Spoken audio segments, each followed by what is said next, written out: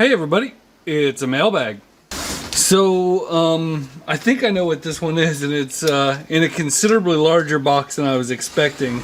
But there's been a theme through my last couple mailbag videos, and I think this is going to continue that theme. Let's see here. Cut over on this side, cut over on this side, and we have a considerably smaller box. There, that's more manageable. This is another light, and I don't know, I tried a couple lights from the same company just to kind of see.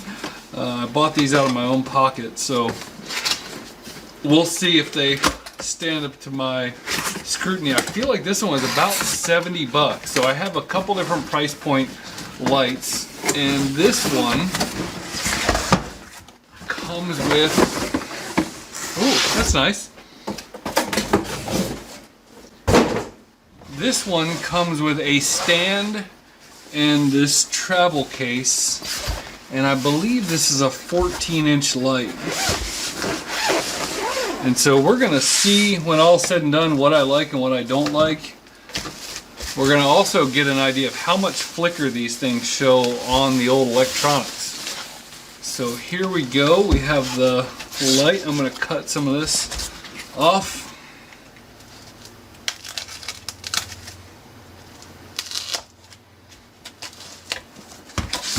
Okay, so we got a lot going on here. We have a shoe mount here for actually putting your camera in the middle of the ring, which is not something I'll probably be doing very much. We also have the stand mount here. This goes straight to AC, so whatever your DC conversion is happening inside of here. So this says it has 360 LEDs. It's a model PLV R360. It consumes 40 watts, and this thing can run at 110, 220 right off the bat. So let's take a look here. Let's look at the front of it. So it's already kind of pre-diffused, and we have a brightness and a color temperature thing. And to be honest, I think this color temperature thing is gonna have a lot to do with the strobing, because people say, well, oh, LEDs cause strobing, but I have warm LEDs as my main lights right now, and you don't see strobing in most of my videos. So, yeah, I don't know, we'll see. So we'll plug this in. I'm guessing it's going to be ridiculously bright. I'm not going to point it right at the camera. Let's see here, get the cord going. And plug in here. And we're on already here at low brightness. Let's turn it up. And then we're gonna go, this is, oh, that's the color temperature. Okay, so this is warm. This is 3200K. And this is 5600K. And right now we're at 10% brightness. So we're gonna go up there, and that is pretty much like looking at the sun. It's very, very bright. If I hold it up here, you'll see that that one light is probably enough. Let me try putting it right in front of the camera. I guess that's kind of how it's supposed to be, just right that way. So that is very bright. Yeah, that might do the trick. That might be all I need. So we'll see. Yeah, so it does come with this. It comes with actually a cell phone mount here, which is kind of cool because I have a couple of these mounts. But it comes with a springy cell phone mount and a cold shoe adapter, and this thing has a little 1/4-20 on there for hooking it to a tripod. And then there's dual 1/4-20 mounts on the back. And then speaking of tripod, it actually comes with this. And this is, what is this? Gooseneck? That's a gooseneck. Okay, so this, wow, that's a 1/4-20 gooseneck. I don't know that I've seen, that's not very bendy. Oh, that's pretty tight there. So this is a, let's see, it's gonna be a little hard to get in the shot. Let me turn this light off. There we go. Okay, so we have the tripod here, which is a pretty standard design. This same tripod comes with a lot of different lighting rigs. And it will attach on here, this gooseneck will attach here and give you a 1/4 gooseneck at the top of the tripod. So come on, baby. Gotta back that pretty far out. Back that thing up. What in the world? I feel like that's extremely unnecessarily long. Okay. Yeah, that's a weird mount. It's not a very tight fit here, and it's completely basically using the spring. But once it's on there, it's pretty good. That's just a lot of extra screw sticking out there, and then you've got the 1/4 mount up here. So interesting. This is an interesting solution. Like I said, it's not a cheap solution. So I'm going to try several of these things all at once and do a comparison. And we're going to have various types of screens and various type of lighting and just kind of see what we think of all these different options. But this is the ESDDI PLV R360 with 360 LEDs. Okay, next we have something I've been waiting for a pretty long time. I use these all the time, and I probably should grab a comparison if I don't have one handy. But these are 3 sets of 1/4" bit holders, and I love these things. A while ago I got a whole bunch of DeWalt ones. Let me grab something to give you a demo with. Okay, so what these are is they're used a lot of times with drywall and just for decking and things like that. But this is an old Ryobi one here. I think I usually have DeWalt, but for some reason I came across a couple Ryobi ones. But the gist of these things is you pop your bit in, which in this situation is a T25. You pop that in there, and then this thing is able to slide out, which this does not feel super quality, but this is able to slide out and let you drop that screw in there so that your screw is not going to fall over when you're putting it in, and it is slightly magnetic. But these came in 3 packs, each one a slightly different size, and they are not even as good as, yeah, I mean, as far as like the slop, they feel like they're probably a little bit cheaper than the Ryobi ones, but they were a lot cheaper than the Ryobi ones in cost. I think I only paid like $1.50 or something like that for the 3-pack. I'll link to the actual one, but these are super handy. If you don't use these, it's just when you're trying to screw something in, to have that screw just flopping around like that is such a pain. So if you can actually drop it in the sleeve, especially if you're standing on a ladder or working in some kind of awkward place, these things are super handy, and they just break over time. Like this is a DeWalt one where the sleeve came off, and there's a little ring in here. I don't know if you can see it. There's like a little almost like a piston ring, but like a little retaining ring that goes in there, and when that breaks, and it does break over time, the sleeve comes off and it's just never really reliable again after that. So these things, I get 3-4 months out of them, and then it's time for them to go. So yeah, so I got 3 more 3-packs for basically cheaper than 1 or 2 of them at the Homeless Despot. Up next we have an envelope that I don't know what it is. I think I have an idea popping into mind. So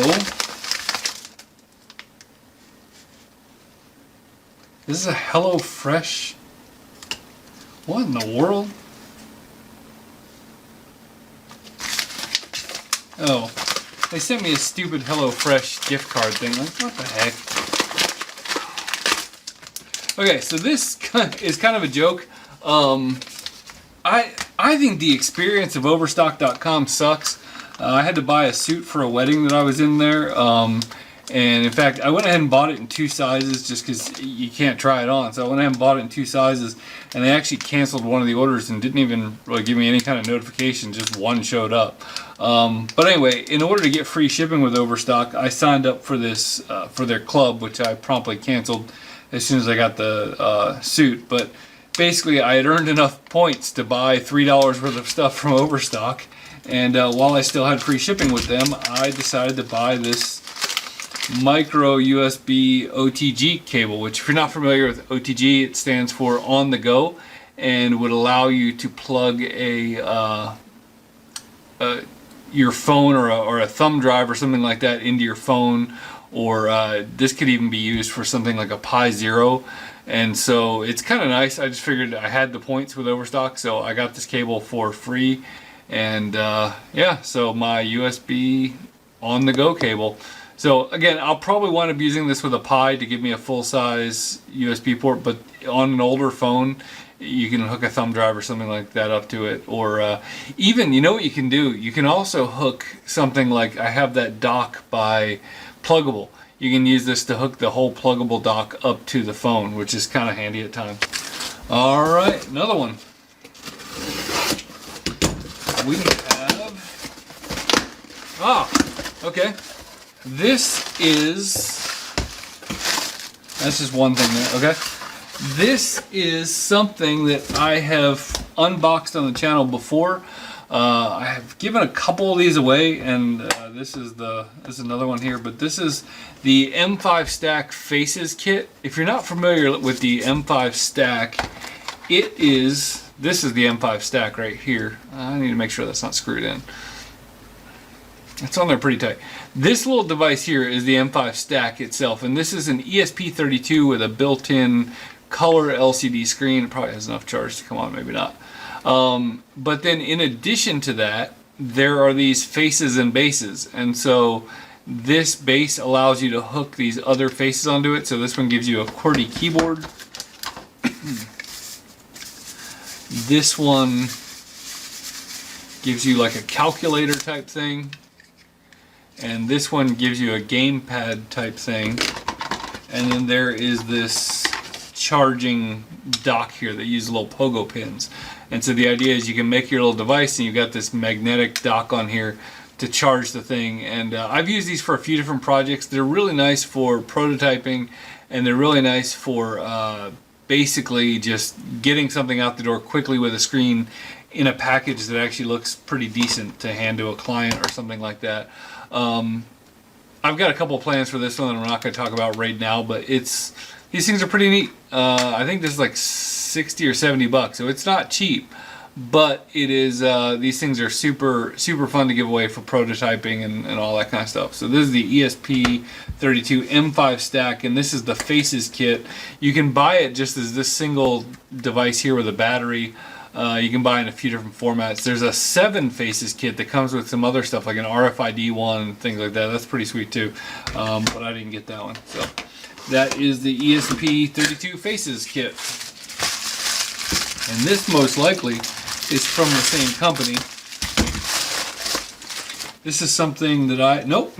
Okay, so this is not something I normally order off of Amazon. That was not a straight cut. This is not something I normally order off of Amazon. I needed it for a particular client, but these are Key Studio ESP3266 Wi-Fi modules, also known as ESP01s, and there should be, I thought there were 2 of them.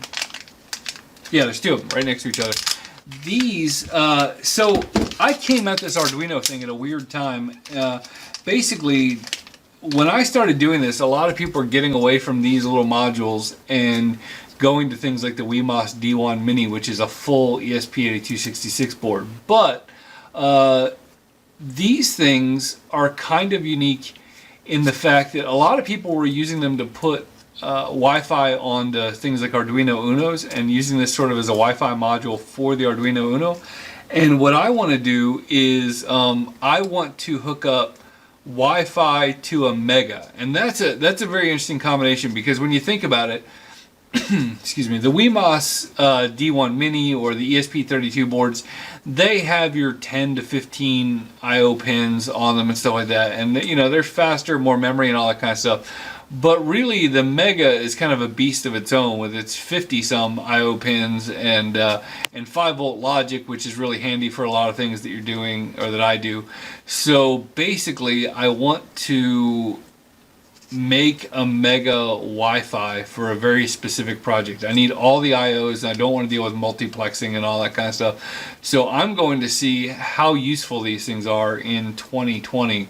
With the ESP01s, and I needed to order them locally, And so if I'm gonna order something like that locally, I'm gonna go with Key Studio because they have generally sold me quality stuff at reasonable prices for getting it on Amazon.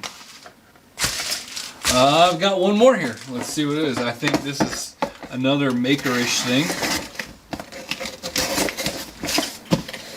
I ordered this stuff when I was in Africa, so I don't really know what's come in and what hasn't. Yeah, okay, so this one, I've wanted to play with this for a while. This is the M5 Stick C, and this one is, it has the watch kit. I don't know that I'll really use it as a watch, but this is a little IoT board. Let's take a look at the specs we have here. This is, I believe it's an ESP32, and this one has Wi-Fi on it and Bluetooth and all the other goodies that it has in this tiny little OLED screen. This does not have a camera, if I remember correctly. So the Stick V that I showed you in my travel gear video, that had a K210 AI processor and camera on it. This is basically an ESP32 with a little screen on it. And in this situation, this looks like a temperature humidity sensor. Oh, so one's a speaker and one's an environmental sensor. So I would guess speaker and environmental sensor. Let's see here. Yeah, this is a DHT12, which is sort of like a DHT11, but one better. And this is a little speaker. And it's got a little amplifier, D-class amplifier in it and stuff like that. So I've been kind of wanting to play with this one for a little while. And so we're going to, you'll see some videos of that. But this is the M5 Stick C with the, it uses that UI flow if you want to, their little UI designer. And this one, I don't really remember. I think it was in the $30 or $40 range. So this would be an interesting wearable / portable ESP32 project. So that is today's mailbag. Thanks for watching.